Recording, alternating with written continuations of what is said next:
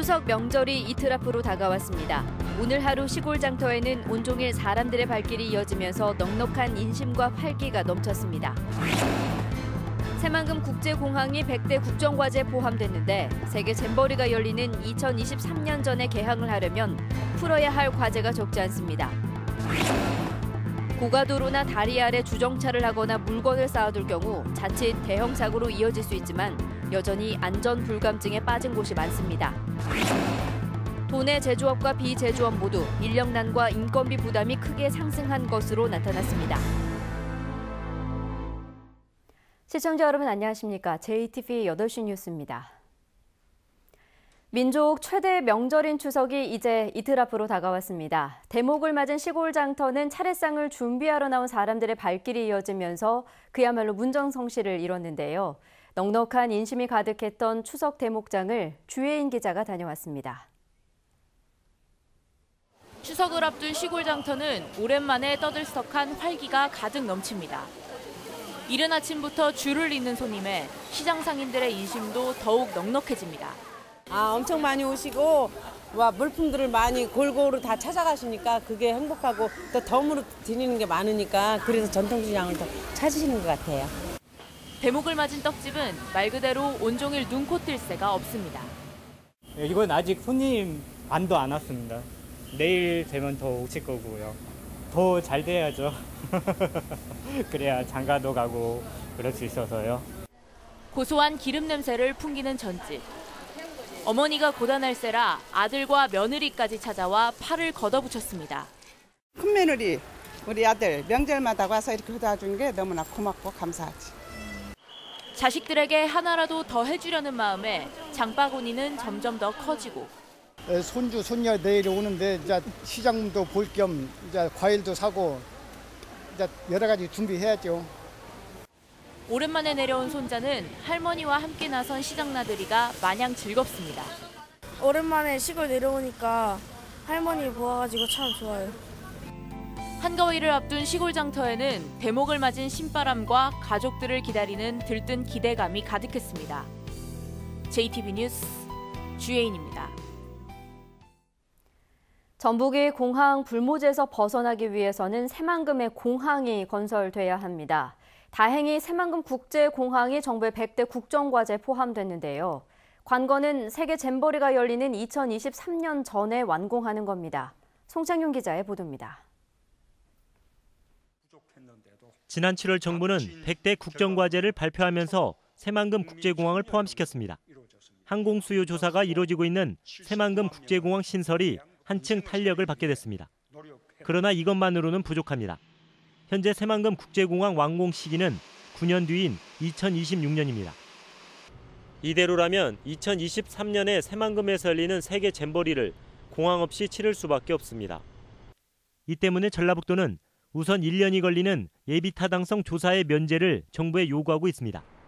새만금이 국가정책 사업이기 때문에 충분히 가능하다고 주장합니다. 평창 동계올림픽이랄지 4대강 사업이랄지 에타 면제 사례가 있기 때문에 새만금 국제공항이 조기에 건설될 수 있도록 정부에 계속 건의를 하고 있습니다. 여기에 1년씩 걸리는 사전 타당성 검토와 기본계획 수립, 기본, 실시 설계 등 행정 절차를 신속하게 추진하면 세계 잼버리가 열리기 전인 2022년에 완공이 가능할 것으로 보고 있습니다. 설계, 시공, 계약 같은 처리를 병행해서 처리할 수 있는 방법으로 해서 우리가 완전 개통은 안 하더라도 그 세계 잼버리 대회 이전에 임시 개통이라도 할 수 있는 수준으로. 전라북도는 또 내년도 국가 예산에 대한 국회 심의 과정에서 사전 타당성 검토 용역비 10억 원의 반영을 추진하고 있어 전북 정치권의 역할이 중요해졌습니다. JTV 뉴스 송창용입니다. 고가도로와 교량 밑에 주정차를 하거나 물건을 쌓아두는 건 엄연한 불법입니다. 7년 전에는 서울의 한 외곽도로 밑에 주차된 유조차에서 불이나 수천억 원의 피해가 나기도 했는데요. 일부 개선된 지역도 있지만 안전 불감증에 빠진 곳이 많습니다. 정원희 기자입니다. 전주의 한 고가도로 밑입니다.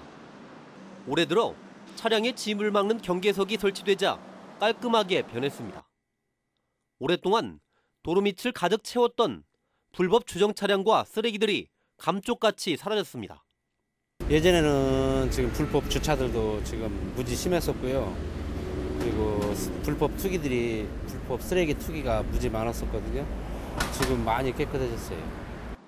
하지만 이런 경우는 매우 드뭅니다.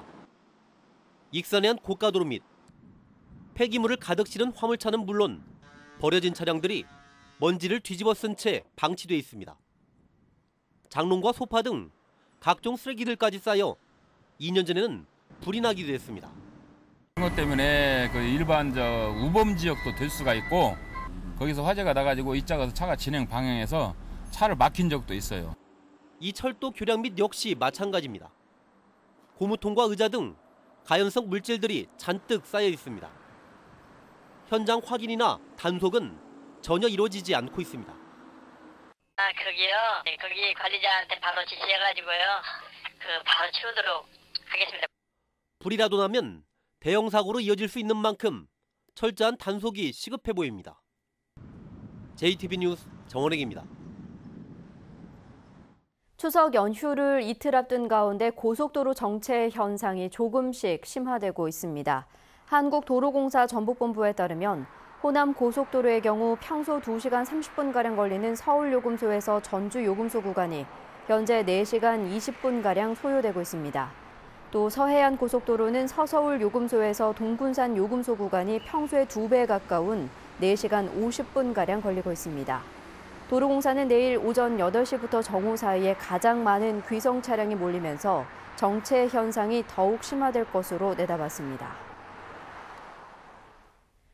이달부터 연말까지 석 달 동안 도내 신규 입주 아파트가 모두 7개 단지 3,037세대에 이르는 것으로 집계됐습니다. 주요 단지를 보면 다음 달 군산의 대광 로제비앙과 전주 힐스테이트 효자, 12월에는 전주 에코시티 자이 6블럭과 무락몰 구역 서해 그랑불, 그리고 익산 인화 행복주택 등의 입주가 시작됩니다. 규모별로는 60에서 85제곱미터 미만이 1,809세대로 가장 많고 60제곱미터 이하의 소형은 947세대, 85제곱미터 초과 아파트는 116세대입니다. 앞으로 달걀의 산란 일자와 생산자 등을 나타내는 난각 번호를 표시하지 않는 농가에 대해서는 처벌이 한층 강화됩니다. 식품의약품안전처는 살충제 달걀 파동 때 제기된 난각 번호 미표시 문제를 해결하기 위해 빠르면 10월 말부터 행정처분을 현행 경고에서 영업정지 15일과 해당 제품 폐기로 강화하기로 했습니다. 또한 난각 번호를 위조하거나 변조할 경우 해당 영업소를 폐쇄하기로 했습니다. 도내 기업들의 경영 애로사항 가운데 인력난과 인건비 부담이 크게 상승한 것으로 나타났습니다. 한국은행 전북본부가 9월 기업 경기조사에서 경영 애로사항을 물은 결과 제조업체의 39.3%가 내수 부진을 첫 손에 꼽았고 인력난과 인건비 항목은 전달보다 5.1%나 증가한 12.8%로 뒤를 이었습니다. 비제조업 업체들의 경우에도 인력난과 인건비 항목이 3.9%나 증가한 16.2%로 나타나 28.9%로 조사된 내수 부진에 이어 두 번째로 경영에 부담이 되고 있는 것으로 조사됐습니다.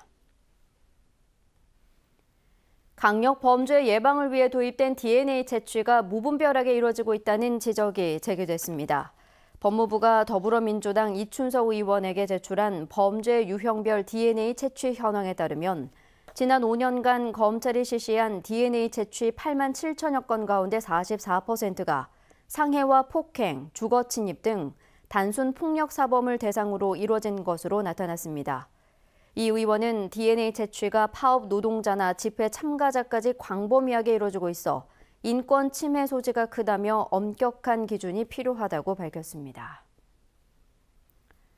최근 5년 동안 역주행 사고가 가장 많이 발생한 고속도로는 서해안선과 호남선으로 집계됐습니다. 바른정당 주호영 의원이 한국도로공사로부터 제출받은 자료를 보면 2013년 이후 모두 51건의 고속도로 역주행 사고가 발생했는데 이 가운데 서해안선과 호남선에서 가장 많은 5건씩 발생했습니다. 주 의원은 고속도로에 잘못 진입해서 역주행 사고가 일어나는 만큼 도로공사가 진입부나 합류부에서 역주행 방지 대책을 마련해야 한다고 주장했습니다. 전주 덕진보건소 신축 공사가 내년 5월쯤 시작될 것으로 보입니다. 전주시는 149억 원을 들여 우화동에 지하 1층, 지상 5층 규모의 덕진보건소를 짓기로 하고 설계를 거쳐 내년 5월 착공해 2019년 하반기 문을 열 예정입니다. 전주에는 과거 완산과 덕진보건소가 각각 운영됐지만 지난 1999년에 통합됐습니다. 전북은 오늘 구름 많은 가운데 낮 기온은 21도에서 24도에 머물렀습니다. 오늘 밤부터 내일 아침 사이에는 안개가 예상돼 운전에 주의가 필요합니다. 내일도 가끔 구름이 많겠습니다. 아침 최저 기온은 13도에서 16도, 낮 최고 기온은 22도에서 25도로 오늘과 비슷하겠습니다. 추석 당일인 모레도 구름이 많겠지만 보름달은 볼 수 있을 것으로 예상됩니다. 전주기상지청은 오늘 목요일과 금요일 한 차례 비가 내린 뒤 연휴 동안에는 맑은 날씨가 이어질 것으로 내다봤습니다.